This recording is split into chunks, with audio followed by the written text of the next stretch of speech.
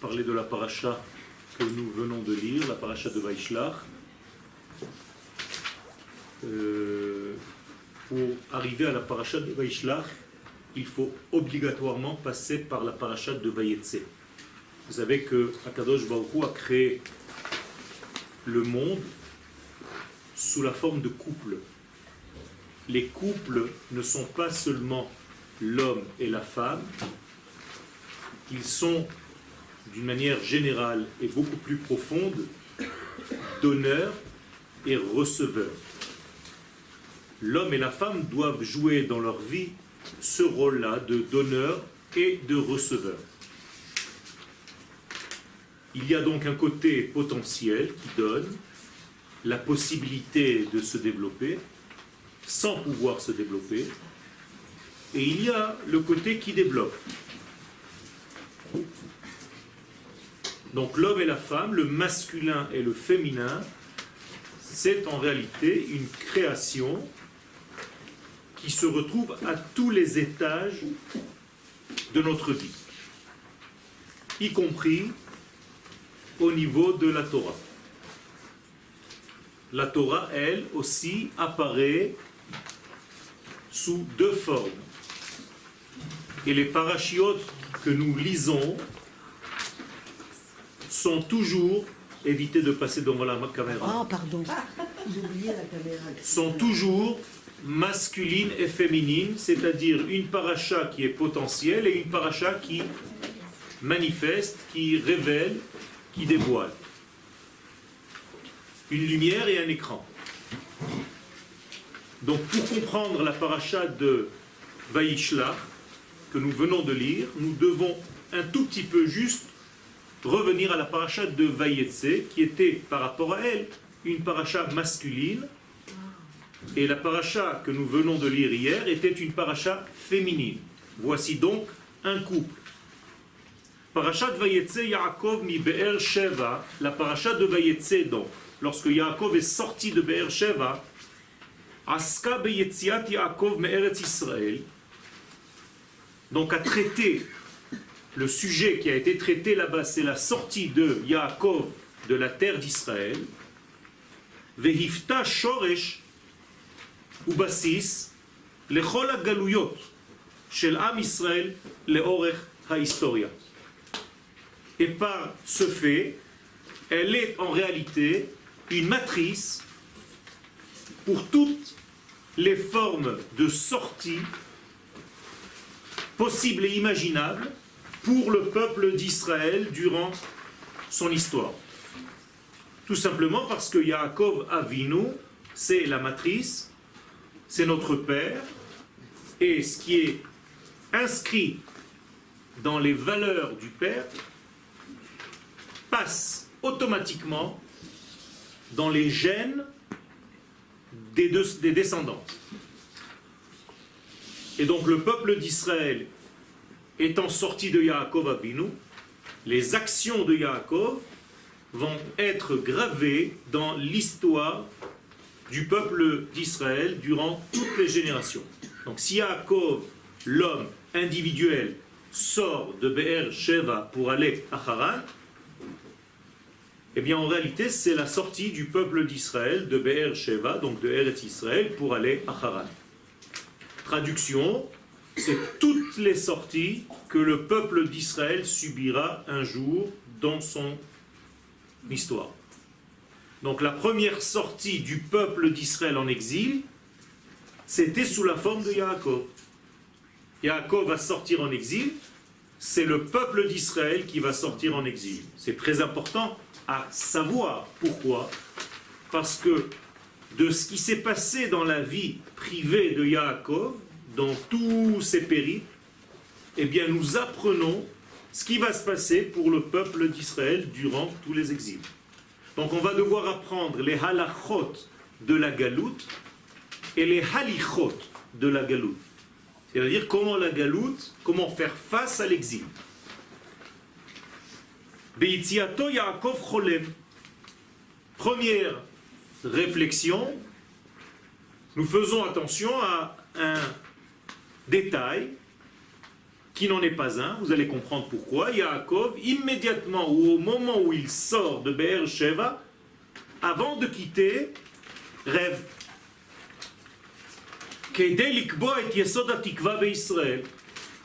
Eh bien ça aussi, la règle donc c'est Maaseh Avot Siman les Banim. Écoutez bien, les actions de nos pères vont être gravées, scellées dans l'ADN des enfants.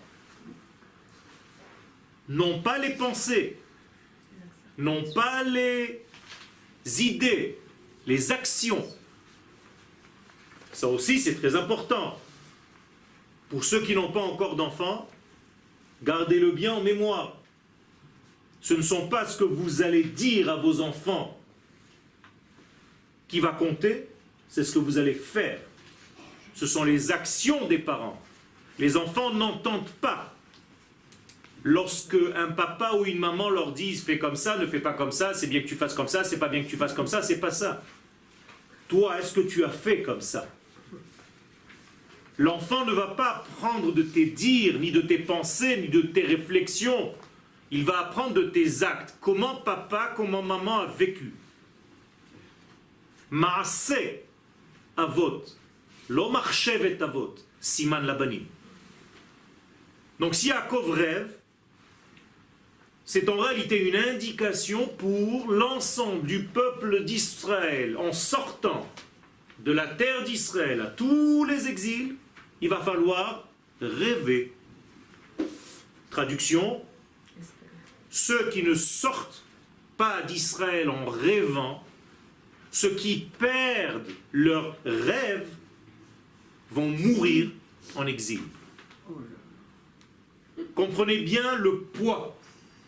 Autrement dit, rêver fait partie indissociable de la vie de la nation en exil. Une nation qui s'est arrêtée de rêver en exil ne peut plus espérer revenir sur sa terre parce qu'elle n'a plus d'attente. Rêver pas dans le sens d'aller dormir et de faire un rêve. Vous comprenez qu'il s'agit ici de rêver. Qu'est-ce que je vais être quand je serai grand? Je me dois moi-même, en tant qu'homme individuel, de continuer mon rêve. Car toute ma vie, il y a en réalité ce jeu entre l'exil et la rédemption. Chaque jour qui passe, il y a en lui Galout et Géoula dans la même journée. Aujourd'hui, vous avez subi, il suffit juste de me raconter vos journées pour que je vous dise combien d'exil vous avez eu aujourd'hui et combien de rédemption. Vous comprenez que la Galout et la Géoula n'est pas seulement une notion large, c'est une notion qui s'inscrit aussi dans la racine la plus intime de notre vie de chaque instant.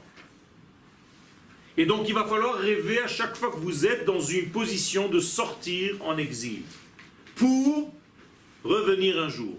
Car le but, c'est pas de sortir, c'est de sortir pour revenir. Et revenir avec quoi? Avec quelque chose que vous avez gagné lorsque vous êtes sorti. Sortir et revenir, ça ne veut rien dire. Sortir, c'est pour revenir avec une richesse, avec un bien, avec un butin. Ce butin peut être au niveau de toutes les formes, pas seulement spirituelles. Ça peut être esprit et matière, ça peut être valeur, ça peut être temporel, ça peut être beaucoup de choses.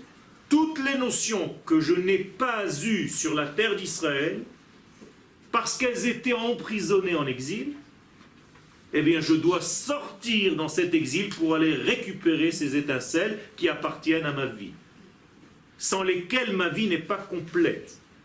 Donc je me dois, et voici la valeur de tous les exils que le peuple d'Israël a subis dans son histoire, c'est pour aller récupérer des valeurs qu'il n'avait pas ici, et qu'il fallait repartir pour récupérer. Il y en a encore? Au niveau individuel, il y en a encore. Au niveau collectif, c'est terminé.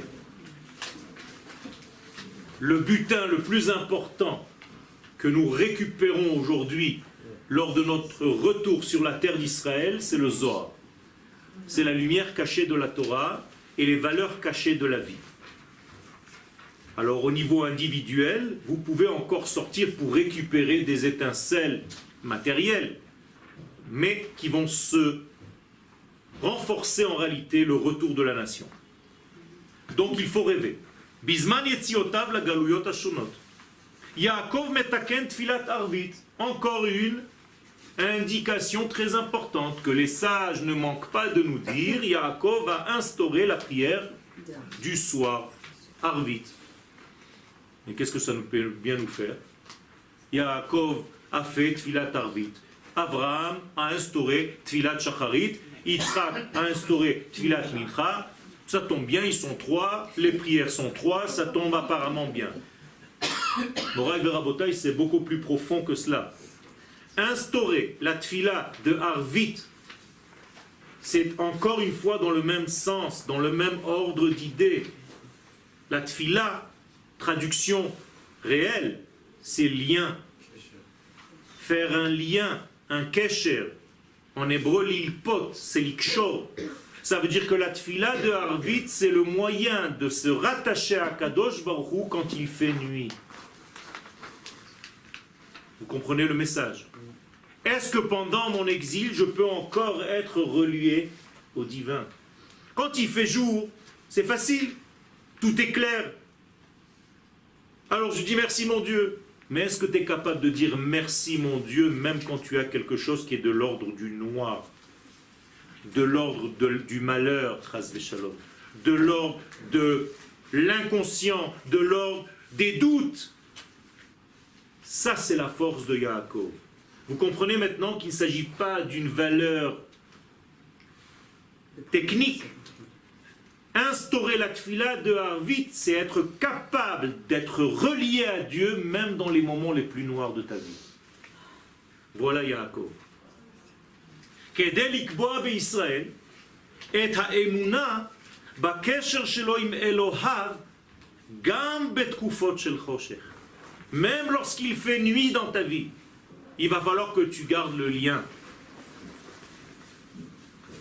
C'est pourquoi Yaakov est le patriarche qui est le plus proche de Hanouka, avec son fils Yosef. Pourquoi? Parce que c'est justement apporter la lumière lorsqu'il fait nuit.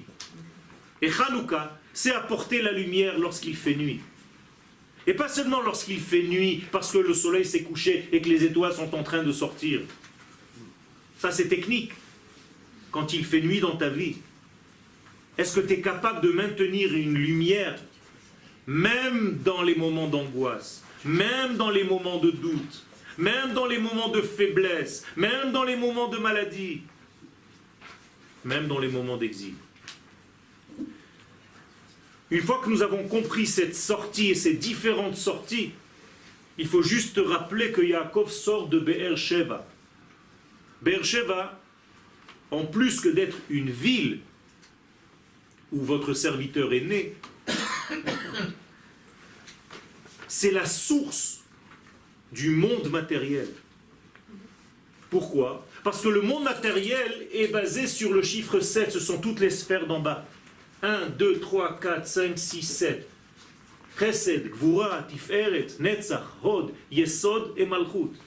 Le monde de la matière est régi par la lettre, par le chiffre 7, par la lettre Zayn. Mais il y a une source à ce 7. C'est le chiffre qui est au-dessus du 7, c'est le 8. Le 8 est au-dessus du 7, on peut dire que c'est le 1, qui est avant le monde de la matière.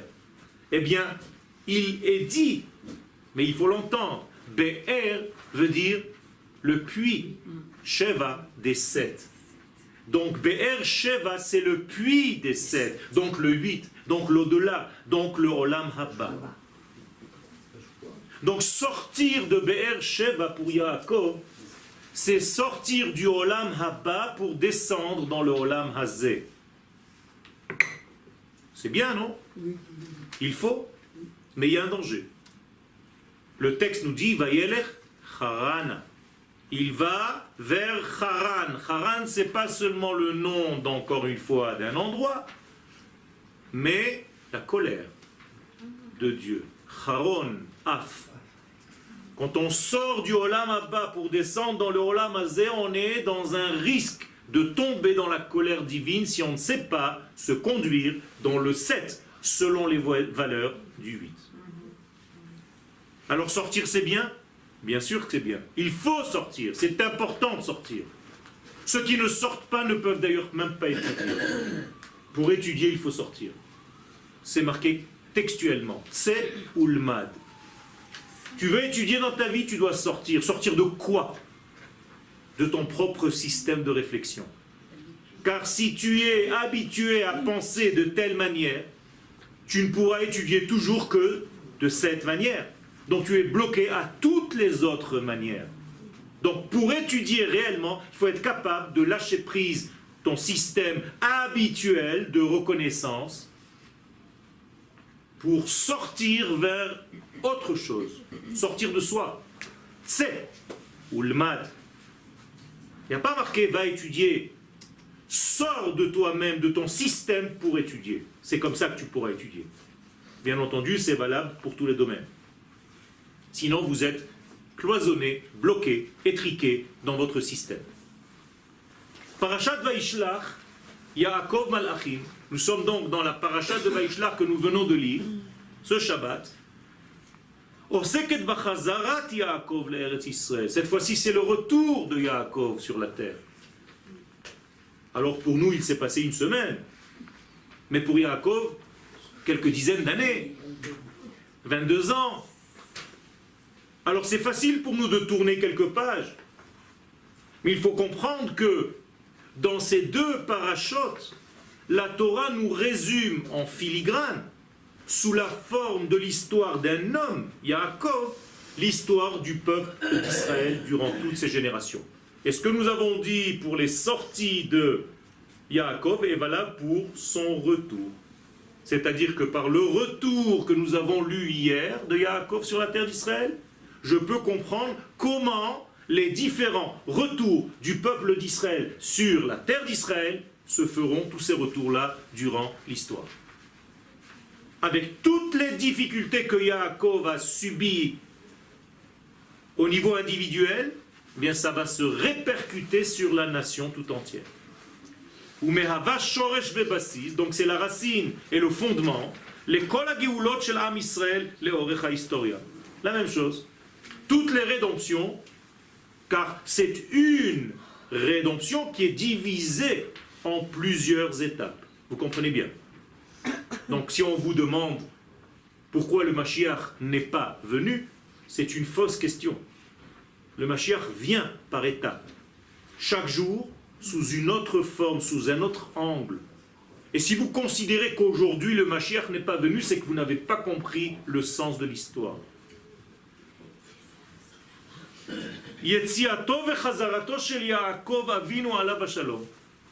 Donc la sortie de Yaakov et le retour de Yaakov.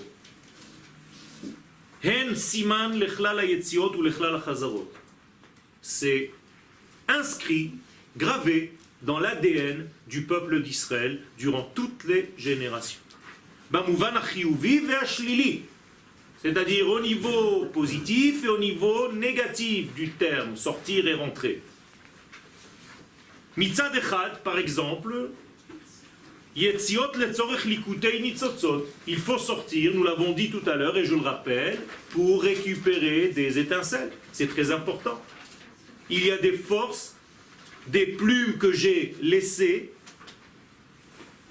dans des pays qui ne sont pas de ma structure intérieure. Je ne vais pas les laisser. Il est interdit de les laisser. Il va falloir, d'une manière ou d'une autre, que je sorte pour aller les récupérer, pour aller les trier. Maintenant, ces étincelles ne sont pas à l'air libre, elles sont emprisonnées, car quelqu'un d'autre les utilise, ces étincelles, pendant que toi, tu les as laissées. Elles sont sous l'influence d'une autre force étrangère. Il va falloir que tu te battes peut-être pour aller récupérer de l'intérieur de ces forces-là, les étincelles qui t'appartiennent à toi. De l'extérieur, ça peut même apparaître comme un vol. Les tzorech limudim, tseulmat, comme nous avons dit tout à l'heure. C'est pour ça que je dois sortir pour étudier. C'est de tous les exils que nous avons récupéré notre Torah. On est d'accord? De l'exil d'Égypte, on a récupéré la Torah écrite. Elle était là-bas, la Torah écrite, elle était en Égypte. Nous l'avons libérée. Ce sont les noms de Dieu inscrits dans la Torah qui étaient emprisonnés en Égypte. Ce n'est pas des hommes et des femmes, ça c'est dans les films. Les hommes et les femmes n'étaient que porteurs de ces lettres divines.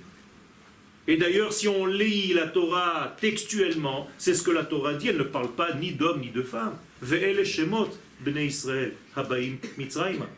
Elle dit voici les noms qui viennent en Égypte, pas les hommes et les femmes, les noms. Pas toi, tu es descendu en Égypte, c'est pas toi, c'est ton nom qui est descendu en Égypte. Ah, toi, descendre en Égypte, je sais ce que c'est, mais ton nom, c'est autre chose, c'est une énergie à les récupérer. Donc on va récupérer la Torah écrite d'Égypte, et 50 jours plus tard, on va la voir sous la forme des 10 paroles et de la Torah qui nous descend du ciel. Mais en réalité, elle ne descend pas du ciel, c'est nous qui l'avons sortie d'Égypte. Donc elle se revêtit d'un nouveau vêtement, et elle nous apparaît sous la forme du don de la Torah. Après nous allons sortir dans l'exil de Babylone. Là-bas aussi il y a une Torah, la Gemara, le Talmud de Babylone, Talmud Bavli. Eh bien il était où? En Babylone. Il était emprisonné chez les nations du monde. Et il va aller sortir en exil pour aller récupérer le Talmud de Babylone et le ramener en terre d'Israël. Encore une fois, récupération des étincelles. Et ainsi de suite, à chaque étape de nos exils, nous avons récupéré certaines choses. Et il faut savoir dans chaque exil quelle est la récupération en question. Sinon, tu rates la fête. Et notre dernier exil aujourd'hui, duquel nous sommes sortis et nous continuons encore à sortir les derniers degrés, Édom et Ishmaël, l'Occident et l'Orient, Ishmaël, c'est pour récupérer la lumière cachée de la Torah, la Chassidoute et la Kabbalah. Et donc aujourd'hui, nous sommes en train de revenir, et donc, à force, obligatoirement, vous allez entendre de plus en plus de cours à connotation kabbaliste. Là où vous irez. C'est pas parce que les gens se sont réveillés à étudier la Kabbalah, c'est tout simplement parce qu'elle est en train de revenir. Chacun de vous, lorsqu'il est revenu, qu'il a fait son alia, il a amené avec lui des lumières cachées qu'il ne sait même pas lui-même. Et toutes ces lumières étant là maintenant, il va falloir des décodeurs pour commencer à étudier et à enseigner cette nouvelle étape de la Torah. Donc il y a des sorties et des entrées. Et donc à chaque fois que nous sommes sortis, c'était pour re-rentrer. Combien de fois on sort et on rentre? Sans arrêt. Même quand on est déjà dedans, sur la terre, il y a des sorties et des entrées dans la terre. Vous comprenez bien, ça ne s'arrête jamais. C'est-à-dire qu'il y a en réalité un renouvellement de toute la structure que nous étudions continuellement. Slicha? Les Talmud Yerushalmi. Talmud Yerushalmi, c'est en grand, mais même au niveau individuel, vous sortez, vous rentrez constamment. Alors une Yerida, comment Pardon? Une Yerida, alors comment tu la prends? Une Yerida, c'est une Yerida letzorech aliyah. C'est-à-dire que si tu arrêtes le film à la Yerida de cette famille, en réalité, c'est comme si tu as vu un épisode 1528 de Dallas, qui comportait au moins 5000 épisodes. Je les ai tous vus. Alors imagine-toi, si tu prends un seul épisode au passage, le type il dit mais c'est qui a fait ce film? C'est un malade. L'autre il a 3 gosses de cette femme, 8 gosses de l'autre, l'autre il revient, c'est l'ex-mari du beau-père de la grand-mère de ma... Donc, Quiconque ne voit pas le film entier ne peut jamais comprendre. Et c'est pour ça que la Torah des secrets, traduction de cette Torah, c'est pas étudier des choses secrètes. C'est une vision, c'est une Torah du global. C'est la Torah du film entier. C'est ça que nous sommes en train d'étudier maintenant. Pas des extraits, mais le film dans son entité. Donc Yetziat Yaakov mi Be'er Sheva hayta begeder yerida min harobed hashmini el sheva hamadregot shel hateva letzorech yetzikat hamochin bahem. Pourquoi Yaakov est sorti de Be'er Sheva? Parce que ces 3 degrés qui sont la source des 7, Be'er Sheva, c'est ce qu'on appelle dans la Kabbalah des mochin, c'est-à-dire des lumières supérieures qui ont une vision globale. Les sphères d'en bas n'ont qu'une vision fractale, individuelle. C'est-à-dire chaque sphère ne voit qu'elle-même. Elle a du mal à comprendre qu'il y a une autre sphère en face, une autre sphère en dessous. C'est pour ça qu'à ce niveau-là, il y a eu ce qu'on appelle dans la Kabbalah Shvirat HaKelim, la brisure. Qu'est-ce que c'est qu'une brisure? C'est quand tu ne vois pas l'autre, que tu ne vois que toi. Et tu ne sais pas qu'il y a quelqu'un d'autre. Qui va t'apprendre qu'il y a quelqu'un d'autre que toi? Les lumières d'en haut. Donc le sage, donc la sagesse, donc le cerveau. Le cerveau va dire à toutes les cellules de mon corps, petite cellule chérie, tu n'es pas toute seule. Fais attention, si tu sors du tout, c'est le cancer. Donc la force intérieure dit à chaque cellule, tu fais partie d'un tout, tu es une sur des centaines de milliards de cellules. Inyana chez la Chazara, donc Yaakov devait sortir de Be'er Sheva pour aller apporter cette lumière en bas. Inyana chez la Chazara l'Eretz Israël, la même chose, le retour sur la terre, ou le tzorech ishtalmut nosefet, c'est pour ramener ce qui était donc éparpillé. Ve'advarim chozrim chalila, et ce n'est pas terminé, il faut encore ressortir pour aller récupérer autre chose. Donc à chaque fois on récupère quelque chose de beaucoup plus délicat et sensible. Plus nous arrivons à la fin des temps, plus les récupérations sont délicates, subtiles. Il faut beaucoup plus de force car il y a beaucoup plus de nuances. Et ceux qui ne savent pas faire, voir, ne verront pas. Ils se diront ça et ça c'est pareil. Tu n'arrives pas à voir les petites nuances. Et aujourd'hui, la Torah des secrets, c'est la Torah qui embrasse le tout, y compris les petites et les plus petites nuances. Mais Idar Gissa, ça c'était le côté positif. Mais l'uvoten otan yetziot besakana. Ces sorties, elles sont accompagnées de dangers. Tout à l'heure, j'ai parlé du sens positif des sorties, mais il y a un sens négatif. À chaque fois que vous sortez pour aller récupérer des étincelles, vous êtes en danger. La règle étant Kol hadrachim becheskat sakana. À chaque fois que vous êtes en chemin, vous êtes en danger. C'est pour ça que vous priez Tfilat Haderech. Pourquoi? Quel est le danger? C'est que tu te déconnectes du sens premier pour lequel tu es sorti. Tu es sorti pour une mission, tu risques de l'oublier en t'endormant dans l'exil dans lequel tu vas être. Ça vous rappelle quelque chose? On a perdu 7 millions de nos frères et de nos sœurs depuis la Shoah. Sans la Shoah. La Shoah, elle s'est occupée de 6 millions de nos frères et de nos sœurs. Après la Shoah, il y a encore 7 millions qui sont morts. Sans aucune Shoah. En silence. Juste en oubliant ce pourquoi ces hommes et ces femmes sont sortis en exil. Le danger le plus grand du judaïsme, c'est l'oubli. Notre ennemi le plus grand, c'est l'oubli. Et nous allons le rencontrer dans cette paracha. Lorsque Yaakov se fait frapper dans ce qu'on appelle la hanche, ce n'est pas la hanche, Rabotai. Il s'est fait frapper dans la partie qui donne la vie, dans la partie sexuelle. Alors la Torah, pour parler joliment, a dit que c'était la hanche, mais en réalité ce n'est pas la hanche. Yaakov a été frappé dans le membre qui donne la vie et qui est relié en fait ou bien à la femme ou bien à l'oubli. Car la femme et l'oubli, ce sont les mêmes lettres en hébreu. Neshia, c'est l'oubli, et Nashim, c'est les femmes. Guide Hanashe, que vous traduisez en français par le nerf sciatique. Il n'y a ni sciatique ni abbaz. C'est le nerf des femmes ou le nerf de l'oubli. Tout simplement.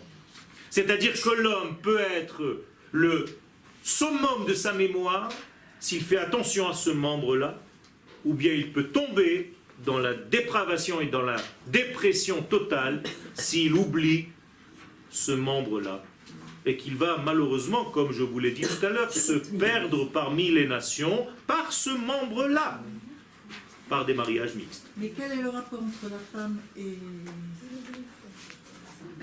Léat, tout doucement. Étape par étape.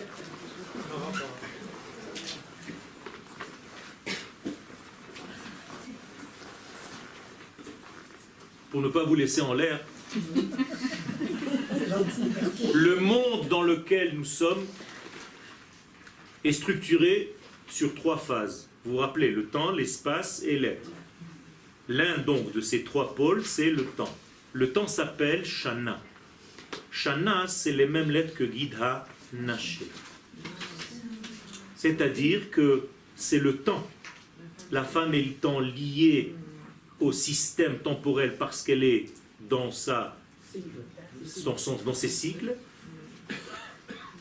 Elle peut, chas v'shalom, être ou bien pleine ou bien vide, donc lunatique. C'est pour ça qu'on appelle ça lunatique, car la lumière de la lune est parfois entière, parfois elle est vide. Et donc l'homme qui ne sait pas comment la femme fonctionne, il devient fou. Donc messieurs, il faut comprendre ce système. Et c'est dans ce système qu'il faut apprendre en fait la mémoire. Car au moment où la lune est vide, on risque d'oublier qu'il y a lune. Qu'il y a un soleil qui doit l'éclairer pour qu'elle retrouve sa plénitude. C'est pour ça que les meilleurs mariages dans le peuple d'Israël, c'est quand la lune est pleine, ou bien quand elle est dans sa croissance.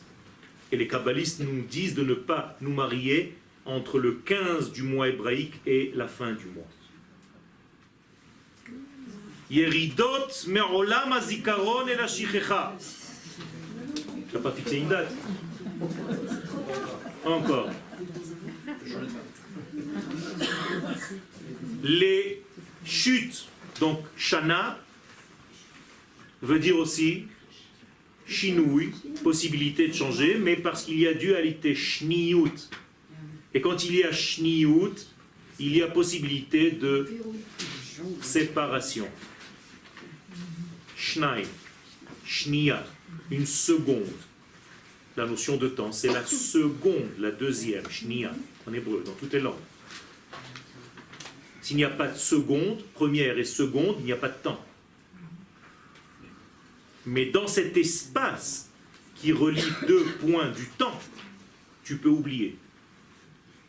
Donc de là vient le lien entre Shinui, Nashim, et Neshia, l'oubli. Menaché veut dire oublier. Yosef a appelé l'un de ses enfants Menaché pour dire « Je veux oublier l'histoire de mon père. Parce qu'on m'a jeté, parce que mes frères m'ont vendu. » Donc le fils s'appelle la mémoire de l'oubli. Incroyable. Alors que l'inversion de Menaché, c'est Neshama, le top du souvenir. Vous comprenez comment on joue avec les éléments. D'ailleurs, le Shmoné, qui est ici, c'est Menaché. C'est ou l'oubli ou la grande mémoire. Neshama et Shmoné, c'est les mêmes lettres. Shemen, l'huile de vos beignets ou de vos Chanukiyot. Vous pouvez mettre une bougie sur un beignet, ça dure 18 jours. Le miracle est immense. cholestérol surtout. Yetzia mina klal vekfira baikar. Et donc sortir de ce tout, car c'est le monde du tout, rappelez-vous, pour sortir, pour descendre dans un monde de l'éparpillement où les sphères ne se reconnaissent pas entre elles. Où je ne fais pas attention à ma sœur Israël, à mon frère Israël. On peut s'oublier dans ce monde, Chas v'Shalom, chacun pour soi. Eh bien, ça, c'est l'un des dangers de la sortie. Itrachakut me'erke kodesh be'olam shel chulin. Oublier le sens du kodesh dans un monde profane. Yetzia mina achdut hakolelet el olam hatmurot. Sortir de l'unité parfaite dans le monde des variations et des permutations. On va vous donner autre chose, bien entendu, pour compléter le manque. À la place d'un rabbin, vous avez un Père Noël. C'est la même chose, il y a une barbe, il y a tout. C'est un leurre. Gling, gling, gling. Je t'embrouille. Tu es un petit peu angoissé parce que c'est l'hiver, parce que c'est le noir. Alors, ou tu allumes la Hanoukia, ou bien on va t'allumer toute une ville entière avec des lampes et des machins. La, la, la, la. Il y en a qui allument les deux. Non, non, non, non, non. On ne peut pas faire les deux. Ça ne veut rien dire. Ça ne veut rien dire, c'est oublier sa structure et plonger dans un monde étranger. Ça commence par faire les deux, et après les enfants ne savent même plus où est leur identité. Richouk minaneshama, letovat ta'anuga gouf. C'est la même chose comme descendre du niveau de l'âme pour les plaisirs du corps. C'est exactement pareil. On n'a pas interdit les plaisirs du corps, mais sous contrôle de l'aneshama. Sinon, c'est la dépravation totale. La même chose, se sauver de l'intériorité de notre vie pour quelque chose de futile, d'extérieur et de passager. Pour un plaisir qui ne dure que quelques minutes. Il y a aujourd'hui des tests. Combien de temps dure le plaisir quand tu t'es acheté une paire de bottes? Ce sont des tests pour savoir combien de temps de bonheur tu peux avoir. Incroyable. Et combien de temps tu as un vrai bonheur quand tu as, par exemple, un chidouche de Torah? Ce sont des mesures aujourd'hui, mesurables. Yaakov Avinu omnam itzliach lashuv el eretz hakodesh. Amus bematmonim yekarim. Yaakov, certes, est revenu sur la terre d'Israël, rempli de trésors.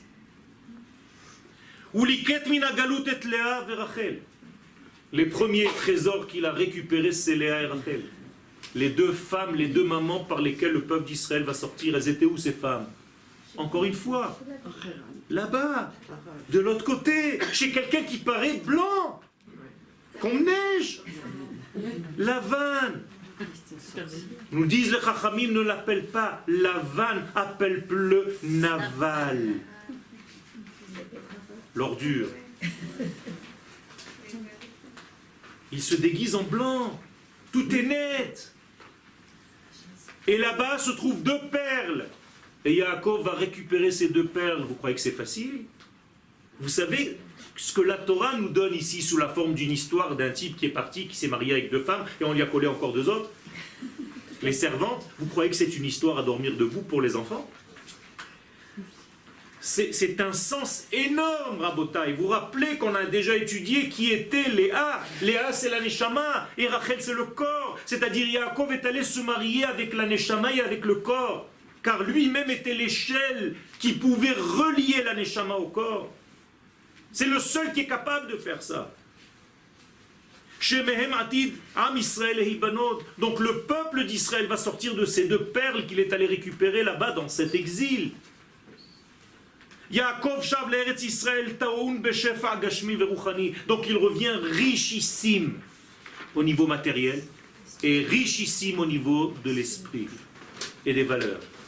Yesh lehavin sherak leachar shezaka Yaakov letoar hadash Israël yachol haya lashuv el haaretz. Yaakov ne peut pas revenir en terre d'Israël en s'appelant Yaakov, car il est encore un juif de l'exil. Encore une fois, Maaseh Avot Siman Labanim, nous ne pourrons pas revenir un jour, ni rêver de revenir un jour sur la terre d'Israël avec notre mentalité d'exil. Nous devons, le soir de notre Aliyah, devenir Israël. Comme Yaakov, le soir de son Aliyah, est devenu Israël. Comment est-ce qu'il est devenu Israël? Il fallait se battre. Autrement dit, un combat nous attend pour devenir la nation d'Israël sur sa terre. Vous comprenez comment l'histoire s'est faite? Là, je vous parle, c'est déjà passé tout ça. Et on continue encore à se battre. Pourquoi? Parce que le combat dure jusqu'à l'aube. Ad alot hashachar, jusqu'à la Géoula. Et tout doucement, tout doucement, tout doucement, à la fin de ce combat, on va nous frapper. Rappelez-vous, à l'endroit qui fait mal, à l'endroit qui empêche la descendance. La descendance qui c'est en réalité, c'est quoi la descendance? C'est quoi nos enfants? C'est nos jambes. C'est ce qui nous maintient sur terre. Le Zohar nous dit que les enfants s'appellent les jambes du papa et de la maman. Donc c'est notre avenir, c'est notre lendemain, c'est notre espérance. Donc Esav a voulu qu'il n'y ait pas de futur au peuple d'Israël. Il a frappé à l'endroit pour empêcher la vie, vous comprenez ça? Et Yaakov va boiter, il va avoir mal. Et le lendemain matin, il ne va pas lâcher, malgré sa blessure. Il va battre la force et l'esprit de Esav. Pourquoi? Pour que ce même esprit de Esav occidental signe à l'ONU que tu as le droit à un État. Et c'est exactement ce qui s'est passé, Rabotai, je vous invente rien. La signature de l'ange de Esav que Yaakov devient Israël, c'est la signature à l'ONU en 1947 que le peuple d'Israël a droit à sa nation, à sa terre. C'est extraordinaire. C'est l'ange même de Esav qui nous donne le nom Israël. Mais il fallait se battre. Il fallait prouver que nous sommes forts.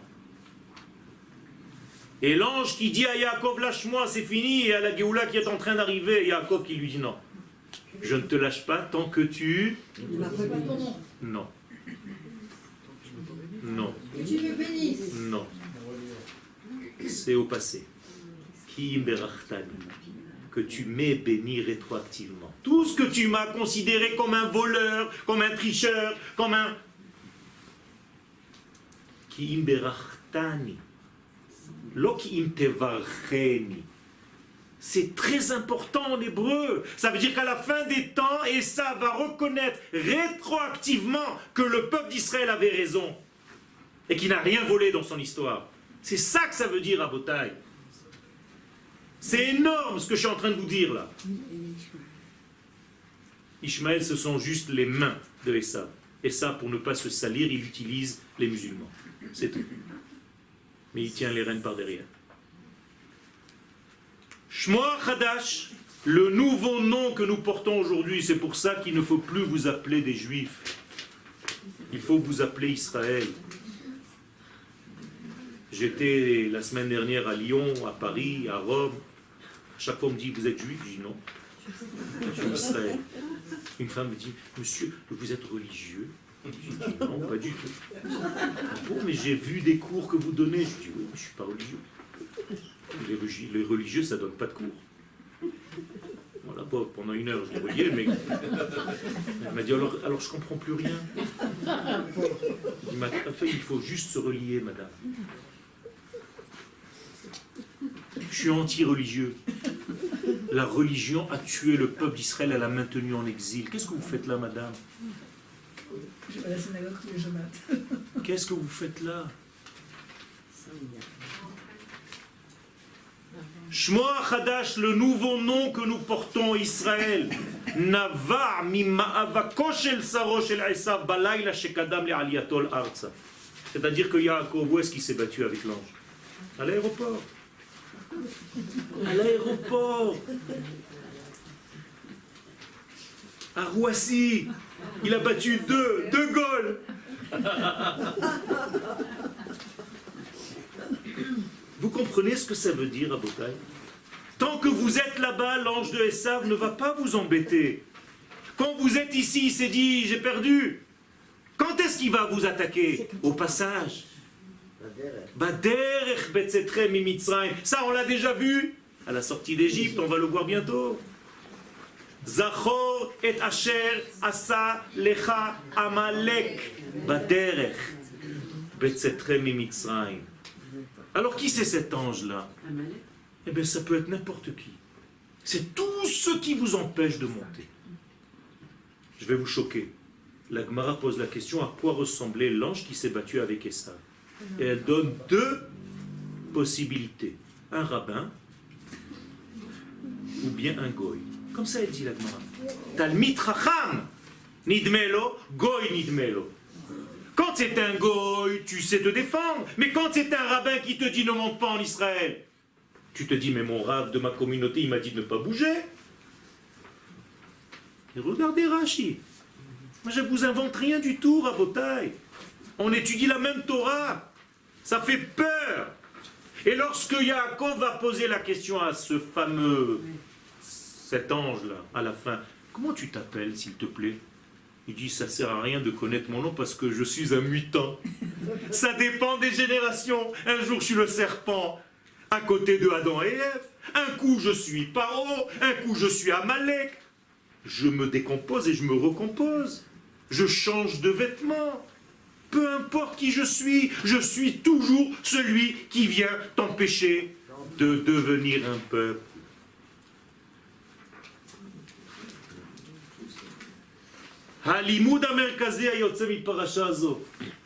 L'essentiel qui nous sort, l'enseignement essentiel qui nous sort de cette paracha,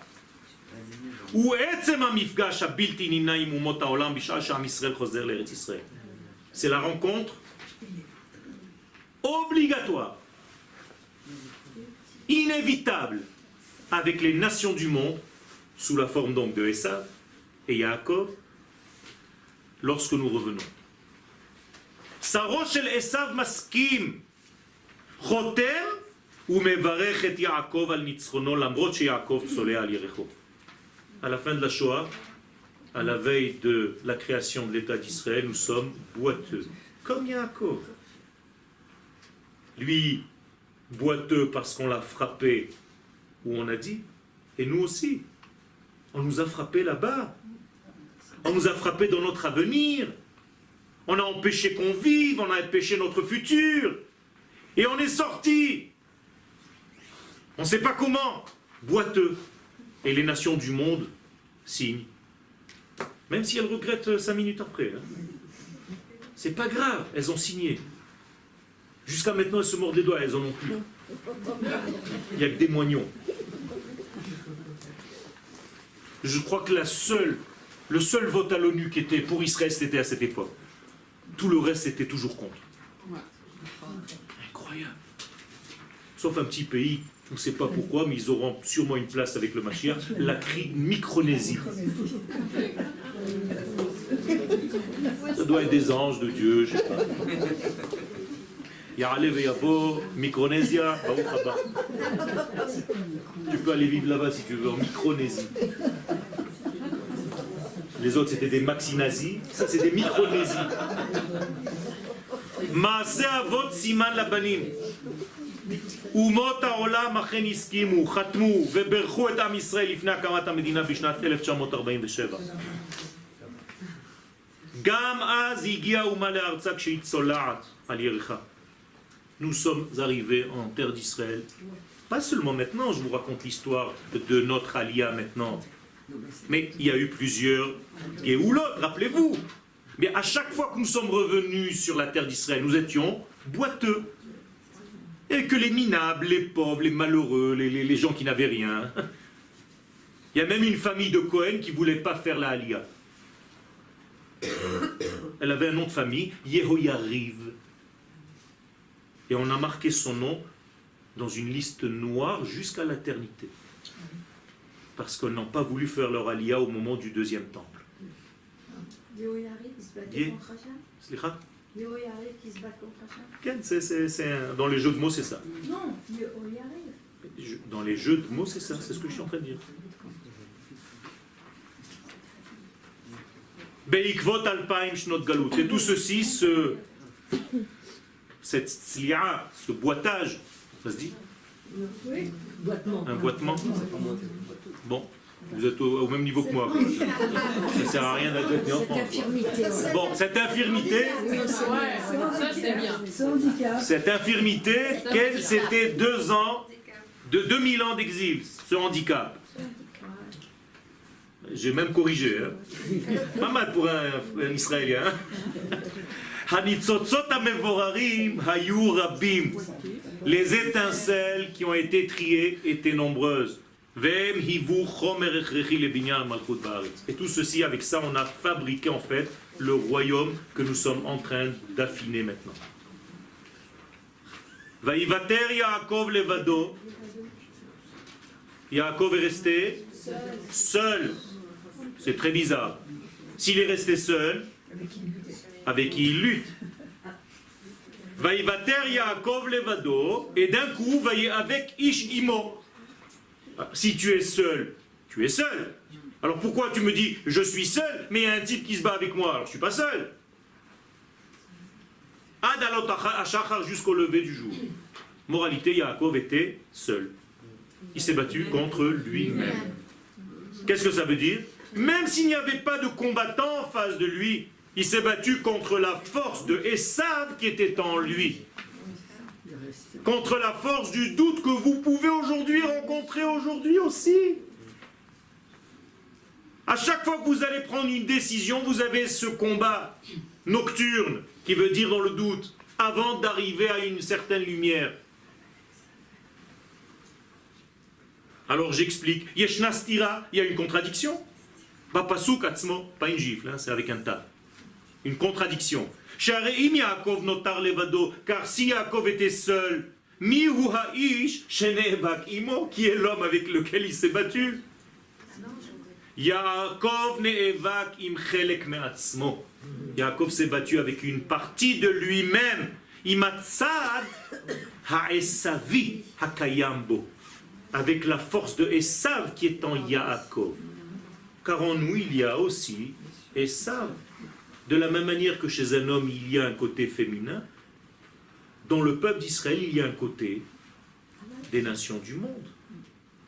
Et si vous ne connaissez pas, ne reconnaissez pas cette partie en vous-même, elle peut vous embrouiller parce qu'elle se déguise en blanc.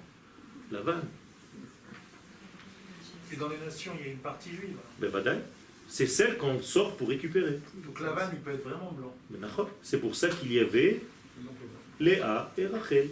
Une fois qu'elle est sortie, c'est fini. Même Homo ne peut plus rien pour lui.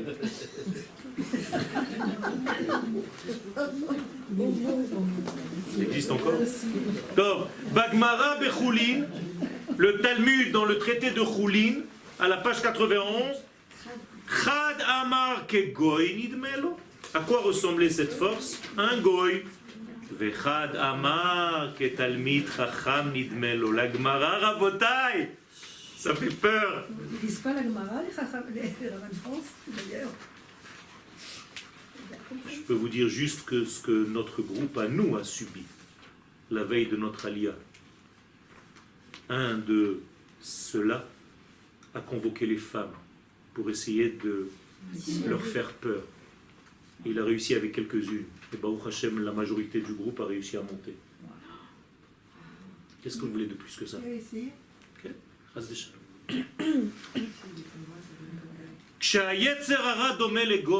Quand le Yetzer Hara ressemble à un goy, c'est facile relativement de se battre, de le reconnaître d'abord et de se battre.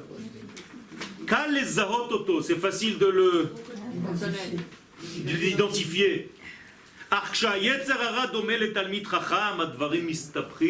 devient maintenant compliqué. Ah, tu es mieux que mon rave, toi? J'étais la semaine dernière à Lyon, j'ai donné un cours dans une synagogue, et un type m'a dit « Ouais, mais quand même, ça marche pas. » J'ai dit « C'est vrai, ouais, pas tout le monde montera en Israël. C'est vrai. Je vous souhaite de faire partie de ceux qui vont monter un jour. » C'est tout. Vous savez qui n'a pas le droit de se réveiller à la résurrection des morts? Celui qui n'y croit pas. Comme ça dit la Gemara. C'est incroyable. C'est pas une punition. On lui dit, puisque tu ne crois pas, t'as raison. Pour toi, il n'y aura pas. Incroyable. C'est terrible. La Torah, elle est extrêmement terrible. Alors la Gemara va aller jouer un petit peu jusqu'au bout. Elle va dire, mais comment? Elle dit, non, il va se réveiller, il va voir que tout le monde se réveille, il va remourir. Il n'aura pas le droit de faire partie du lot. Allah stop. Faire partie de ceux qui se réveillent, qui voient qu'effectivement ils avaient raison, tous ces fous. On lui dit, ça y est, stop, la hafsaka est terminée. Yetzerara, Hadomé. Juste par rapport à la réponse que vous m'avez donnée sur Rachel et pour Yaakov. Okay. On a parlé de l'assimilation, que par le membre, on perd 7 millions de nos frères. Pourquoi Yaakov, lui, en allant chercher chez Laban des femmes, il a réussi à faire le tikkun, alors que nos frères, ils tombent? Moi, je pose une autre question. Est-ce qu'ils peuvent faire encore le tikkun même quand ils se sont assimilés, en remontant en Israël? C'est très dur, mais c'est possible. C'est très dur, mais c'est possible. Ki lo idach mimeno nidach. Car Akadosh Baruch Hu veut sauver